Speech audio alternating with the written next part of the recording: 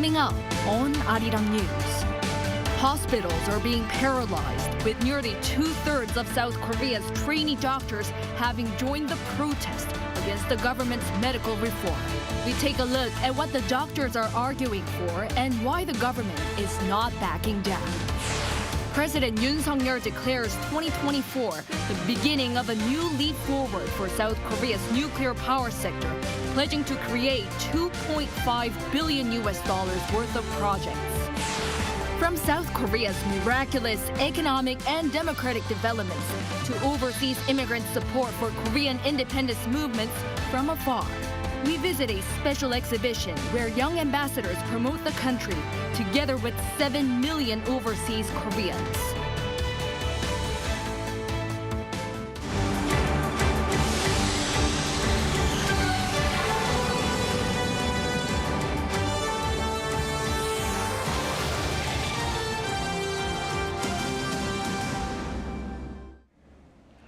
Good evening. It's 9 p.m. here in Seoul. Thank you for joining us on Arirang News. We start with a continued doctors' strike here in South Korea.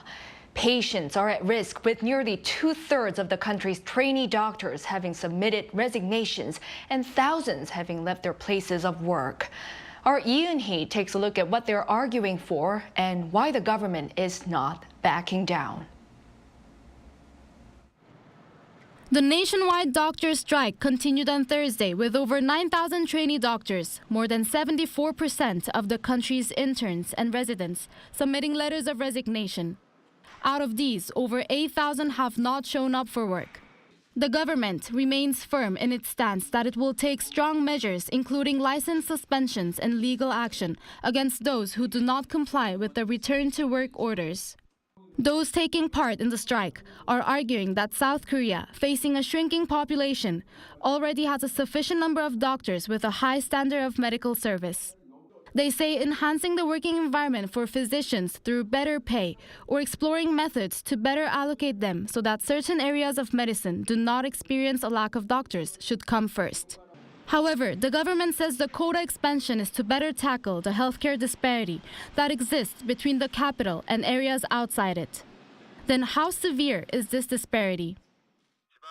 The situation is extremely serious, not only in rural areas, but also in metropolitan areas like Incheon.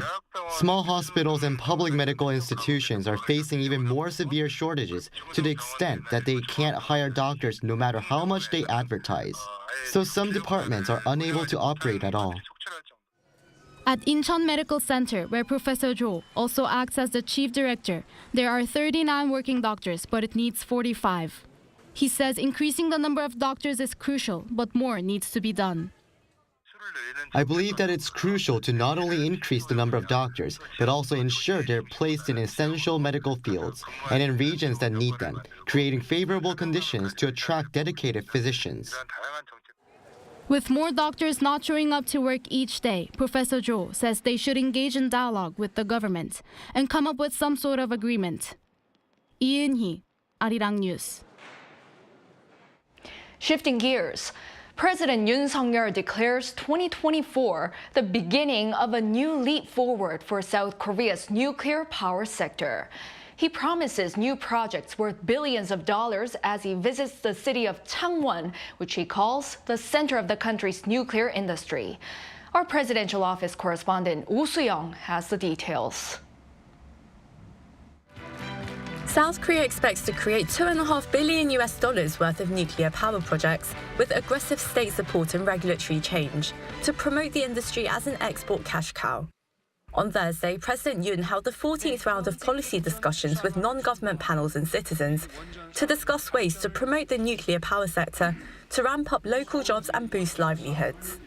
Yoon stressed the need to transition to zero carbon for both energy and economic security, particularly as South Korea's advanced tech industries rely on a colossal amount of energy. Declaring 2024 as the start of a new leap forward for the nuclear sector, the president said some $2.5 billion worth of projects will be supplied, as well as extra financing worth $750 million. 정부는 원전 산업의 정상화를 넘어서 올해를 원전 재도약의 원년으로 만들기 위해 전폭 지원을 펼칠 것입니다. 계약만 하는 것이 아니고 먼저 선지급을 통해서 기업들이 숨을 쉴 수 있도록 할 것입니다. 또 조세 특례 제한법 시행령을 개정해서 원전 제조를 위한 시설 투자나 연구 개발도 세제 혜택 대상에 포함시킬 것입니다. To create a stable ecosystem that's globally competitive, the government will invest over $3 billion in research and development to support firms and universities carrying out cutting-edge innovation, particularly as South Korea looks to develop homegrown small module reactors. Yoon also pledged to enact a special law to back the sustainable growth of the industry and produce a mid to long-term plan for 2050 to achieve carbon neutrality. Calling the city of Changwon the heart of the nation's nuclear industry, Yoon said the government will loosen land use regulations to allow factories to be built, promoting convergence of the nuclear and defense industries in particular. To attract young people to the city to work and live, the president said a cultural centre will be built, as well as attractive spots for leisure. Also, the administration will create a corporate innovation park on gov't Island, just off the south coast, as a base for the cultural, arts, digital and biomedical industries. Having reversed the previous administration's nuclear phase-out policy, the government says Korean firms have procured over $3 billion worth of overseas orders to build nuclear power plants during this current government, 6 times what was accumulated during the last administration. In line with Yoon's policy, the nation's nuclear power operator has been aiming to win overseas orders to build 10 nuclear reactors by the year 2030. Arirang News. On the economic front, South Korea's central bank says it's not the time for a rate cut yet. The Bank of Korea holds its key rate steady at 3.5% once again to keep inflation in check. Our finance correspondent Moon Hae-ryun explains. South Korea's central bank kept its benchmark interest rate steady at 3.5% as widely expected. The decision was announced on Thursday following a monetary policy committee meeting. Due to supply chain risks posed on global oil prices and continued high consumer costs, slowing inflation will not be easy. We believe that it is necessary to stabilize the inflation rate to the 2% level by maintaining monetary tightening for a sufficient period of time. This is the 9th consecutive meeting that the BOK has decided to freeze the rate since it was raised to 3.5% in January last year, following 10 consecutive rate hikes in a bid to tackle inflation. Analysts say that there is little reason to rush the lowering of interest rates due to higher-than-targeted price hikes and continued growth in household debt. Last month, on-year growth in consumer prices fell to the 2% range for the first time in 6 months, but at 2.8%, it remains above the 2% target. It is also unlikely that the BOK will cut interest rates ahead of the United States, with the current key interest rate gap between the two countries at its largest ever at 2 percentage points. Local experts believe that the central bank could ease their monetary policy in the second half of the year, provided the Federal Reserve's pivot policy takes effect in June as currently predicted. Meanwhile, the BOK also maintained its economic growth outlook for this year at 2.1%, as well as the inflation forecast at 2.6% as set last November. A rebound in exports offset sluggish domestic demand, with the country seeing the biggest surge in overseas chip shipments in 6 years last month. The goods account surplus is projected to reach $52 billion this year, driven by the ongoing recovery in the semiconductor sector. But there is still a high level of uncertainty around economic conditions to come. Right now, there seems to be an increased demand due to more demand because higher use of AI. But if the high interest rate in the United States continues longer than expected, then high-tech companies and AI companies may not make as much investment as expected in the latter part of the year, especially if the interest rate cut in the United States comes later than expected. Going forward, the BOK says that it will continue to assess domestic and external economic uncertainties and maintain its restrictive policy stance until it is confident that inflation will converge with its target level. Moon Hae-ryun, Arirang News. In other news, Amid intensifying concerns about declining birth rates in South Korea, one company and its baby bonuses in particular are making the headlines. Our economics correspondent Lee Soo-jin tells us why. One local company's efforts to address low birth rates are making headlines.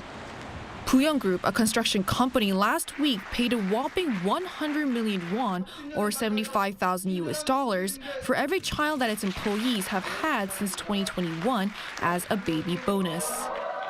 Bae Jun-bum, who has worked at Yoon Group for nearly a decade, became a father for the first time in August last year. The 100 million won he received as a baby bonus meant a lot to him because he, as do many others, had been worried about the high costs of raising a child in South Korea. Costs of education and real estate are higher here in Korea. But now, thanks to the baby bonuses, colleagues around my age have started to plan for a baby and others are preparing for a second. But the hefty baby bonus amount was not the only thing that has grabbed people's attention. It has come to light that both the company and the workers may have to pay a large amount of taxes because of the baby bonuses. If it's considered as part of the employee's income, an employee whose annual salary was originally around 50 million won, or around $37,000, will end up having to pay taxes amounting to around 38 million won. But the company will be able to receive tax deductions as employee income counts as a necessary business expense. If the baby bonuses are classed as a gift given by the company, the employee will only have to pay a gift tax rate of 10%, which will come to around 10 million won. The company, however, won't be able to receive the tax deductions. One tax expert said what the government should do is look at the baby bonuses given by the companies as a gift. The entity receiving the bonus is the baby, which means that it should be seen as a gift. The tax law should also be revised so that the gift tax exemption amount is increased. That's the only way birth rates will go up. As for the company, the expert said that the corporate tax law should be revised so that the baby bonuses are regarded as deductible business expenses. Although financial incentives alone won't boost birth rates, making sure that these companies receive tax benefits will not only encourage even more companies to follow suit, but will provide a foundation for more policies in the future. Lee Soo-jin, Arirang News. Today, young students were chosen to promote South Korea's stories of growth to people around the world. An exhibit celebrating the history of some 7 million overseas Koreans was also opened, displaying how they even supported their homeland from afar. Our Lee Si-hoo takes us to the site. Young people from all over South Korea gathered in Seoul on Thursday, united by a common goal to promote the country in collaboration with some 7 million overseas Koreans.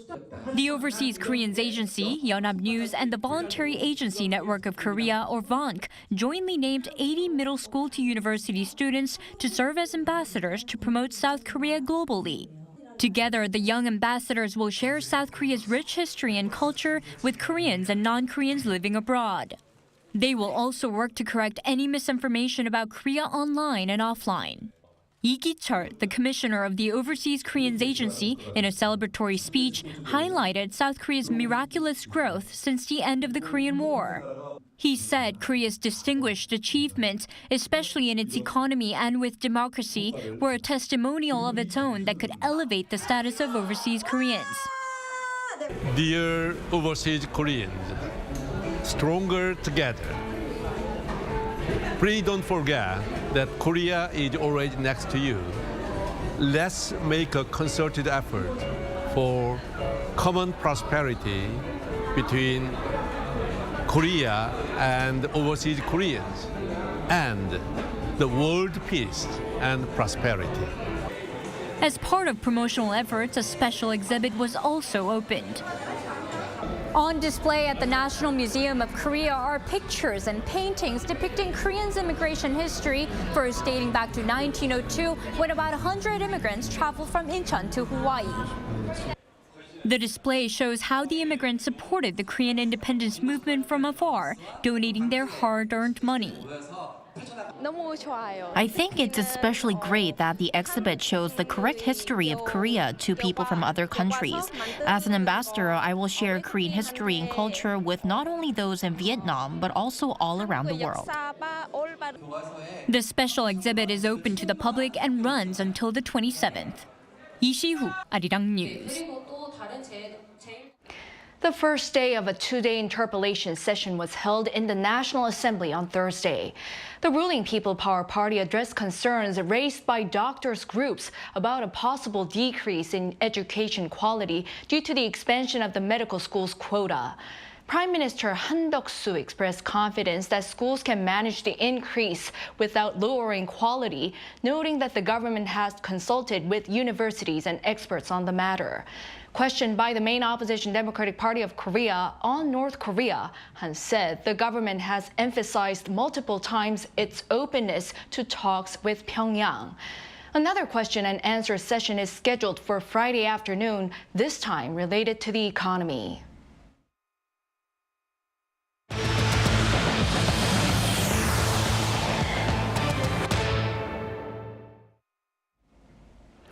South Korea's foreign ministry called in a senior Japanese diplomat on Thursday to protest an event in Japan held to highlight its territorial claim over Korea's Dokdo Island. The ministry summoned Taisuke Mibae, the deputy chief of mission at the Japanese embassy in Seoul, calling on Japan to abolish the annual event, which was attended by a high-level Japanese government official. It has made clear once again that Dokdo is the territory of South Korea, historically, geographically, and under international law, dismissing Japan's repeated claim. Top diplomats of South Korea and the U.S. will meet in Washington next week. Foreign Minister Cho Tae-yeol, who's currently visiting Brazil to take part in the G20 foreign ministers meeting, will travel to the U.S. to sit down for talks with his American counterpart, Antony Blinken. The two sides will likely discuss ways to strengthen bilateral cooperation on issues including economic security and extended deterrence against North Korea's nuclear threats. During his visit, Cho is also expected to ask the Biden administration to pay close attention to South Korean companies' concerns about the Inflation Reduction Act and the CHIPS Act. And for the first time since Russia's invasion of Ukraine, the European Union is slapping sanctions on North Korea for its role in advancing the Kremlin's aggression against Kyiv. An Sung-jin reports. The European Union is to impose its first sanctions on North Korea in relation to the Ukraine-Russia war. The Belgian government, which currently holds the rotating EU presidency, announced on X, formerly Twitter, that the 27 EU members approved a 13th package of Ukraine-related sanctions against Russia on Wednesday. It added that it will be one of the most extensive sanctions packages approved by the EU. France 24 stated that the North Korean defense minister and a North Korean firm are reportedly to be added to the sanctions list for supporting the Russian military. Those on the list will be banned from traveling to the EU or doing business there. The EU has previously imposed sanctions on high-ranking North Korean officials for human rights violations and violations of UN Security Council resolutions, but this will be the first time regarding the war in Ukraine. North Korea has reportedly supplied munitions to Russia against Ukraine in return for satellite technology. At least 24 ballistic missiles of allegedly North Korean origin were used during Russia's missile attacks on the territory of Ukraine. The new listings will add 193 entities and individuals, mostly for helping Moscow procure weapons or for their involvement in kidnapping Ukrainian children. More details will be released after the package is officially approved on February 24th, which is the second anniversary of Russia's invasion of Ukraine. Including the most recent sanctions, the EU's sanction list over Russian aggression in Ukraine will have more than 2,000 individuals and entities. An Sung-jin, Arirang News. In sports news, former Los Angeles Dodgers and Toronto Blue Jays pitcher Ryu Hyun-jin is returning to Korea after 10 years in Major League Baseball. Ryu's former club in the KBO, the Hanwha Eagles, announced his return on Thursday. He signed an 8-year contract worth 17 billion Korean won, which is around 12.8 million US dollars. With this, he has become the highest paid player in the league's history. The 36-year-old started his professional baseball career with the Daejeon-based Eagles in 2006 and played for the team for 7 seasons before signing with the LA Dodgers.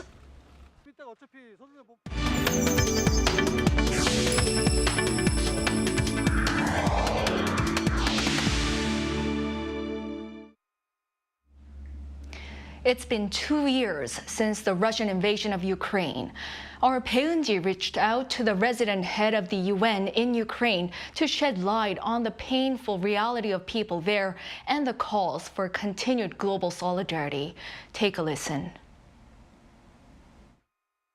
This is what an apartment block in Kharkiv looked like after being hit by Russian missile strikes late last month. Since February 2022, thousands have been killed and millions have not been able to return to their homes.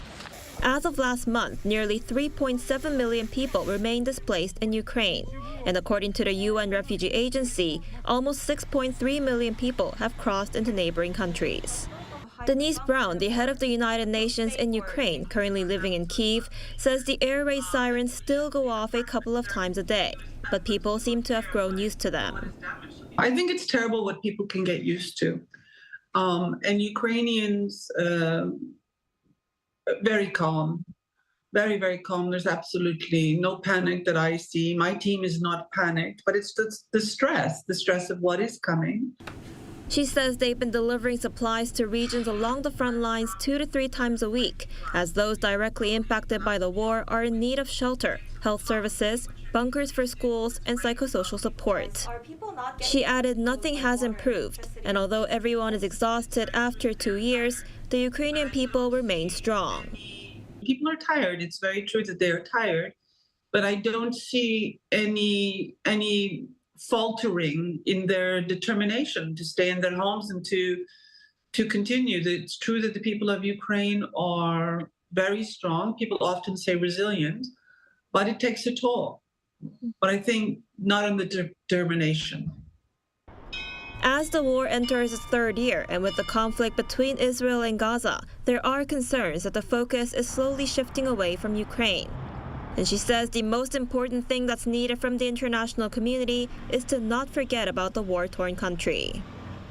So it's really important that governments, the member states of the United Nations, speak out about all these contexts and don't forget them, and don't forget Ukraine. Bae-eun-ji, Arirang News.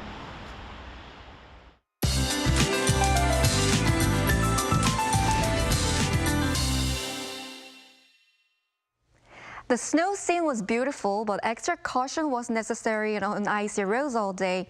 Currently, all snow and rain have stopped in the Seoul metropolitan area, except for some parts of Gyeonggi-do province. However, snow seems to be continuing in areas on the East Coast areas, where a heavy snow warning remains in place. Up to 30 centimeters or more snow is predicted by tomorrow on the East Coast, where a lot of snow has already fallen over the last 3 days, and up to 15 in the mountainous areas of the East Coast of Gangwon-do and northeastern Gyeongsang-buk-do provinces. On the way to work tomorrow morning, there will be many icy roads with cold temperatures. Seoul will drop to minus figures, Daejeon 0 degrees. Daily highs will move up to 6 in Seoul and Gyeongju, Daejeon, Gwangju, Daegu, and Busan, 8 degrees Celsius. Snow and rain will continue until Sunday in Jeollanam-do province and on Jeju Island. For the time being, the morning temperatures will stay below 0. That's all for Korea. Here are the weather conditions around the world.